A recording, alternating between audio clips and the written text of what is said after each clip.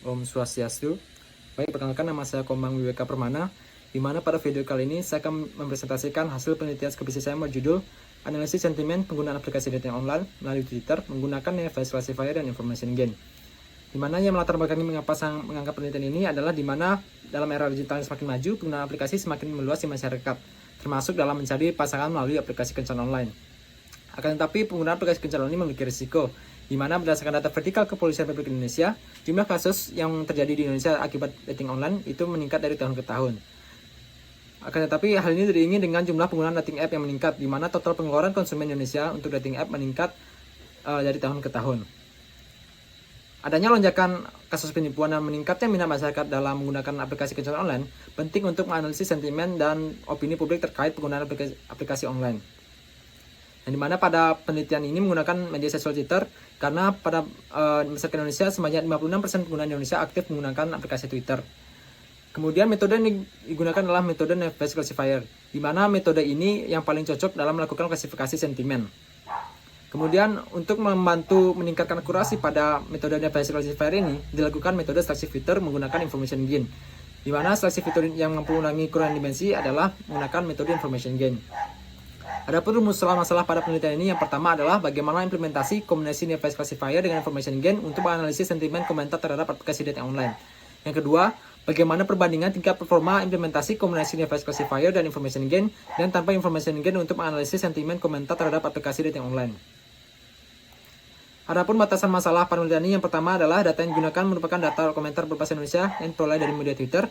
Yang kedua, pada penelitian ini berfokus pada penggunaan aplikasi dating online secara umum.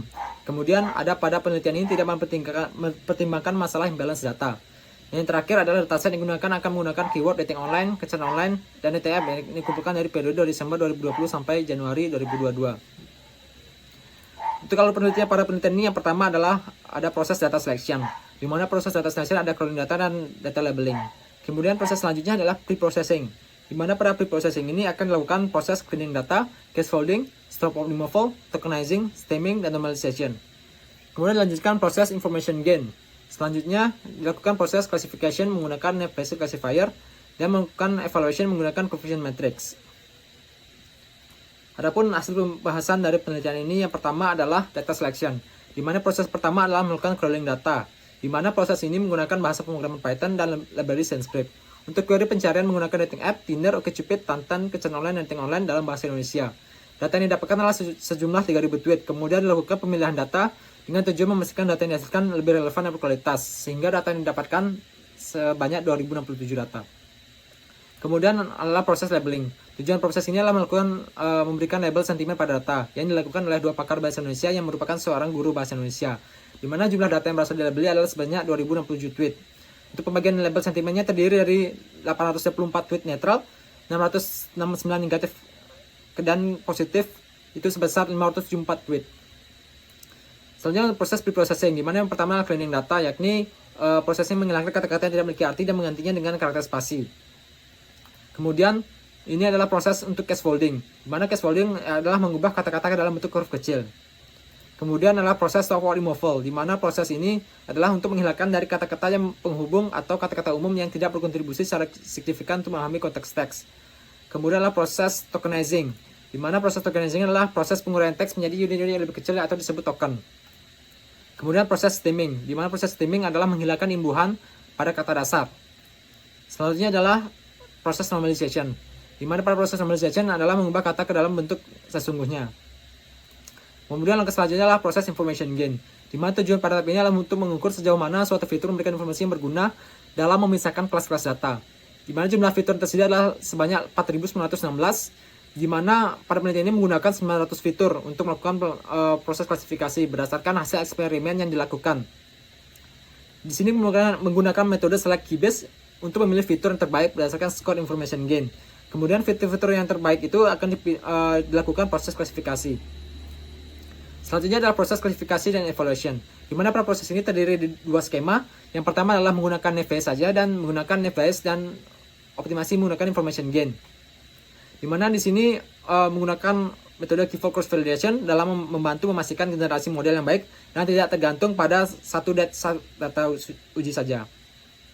Kemudian di sini melakukan eksperimen untuk memilih jumlah fitur yang akan digunakan dan proses klasifikasi. Di sini menggunakan 10-fold cross validation dengan n-split sama dengan 10. Kemudian di sini juga melakukan pendefinisian grid parameter untuk melakukan grid scores dengan cross validation pada model naive Bayes. Sehingga model yang sudah gini kemudian dilatih pada dataset training dengan fit, extend, y-train dan melakukan prediksi pada set uji dengan predict x-test. Kemudian menggunakan coefficient matrix untuk menghasilkan dan membandingkan y-test dengan y-prime menggunakan coefficient matrix. Adapun kesimpulan para penelitian ini yang pertama adalah implementasi, di mana implementasi kombinasi naive menciptakan model analisis sentimen dengan tingkat akurasi yang dapat melakukan prediksi pada aplikasi dating online melalui Twitter. Yang kedua, tingkat akurasi yang didapatkan pada kombinasi naive Bayes dari menggunakan information gain didapatkan sebesar 65%. Sedangkan untuk yang hanya menggunakan naive Bayes saja itu sebesar 53%. Adapun saran pada penelitian ini adalah yang pertama adalah mencoba untuk menggunakan metode untuk mengatasi masalah imbalance data. Yang kedua, mencoba untuk melakukan pendekatan dengan mengimplementasikan algoritma feature extraction TF-IDF untuk mengidentifikasi kata-kata yang paling signifikan dalam sebuah dokumen atau tweet. Sekian dari presentasi skripsi saya berjudul analisis sentimen penggunaan aplikasi online melalui Twitter menggunakan naive Bayes classifier dan information gain. Saya kira dengan para Santi. Om Santi Santi Santi Om.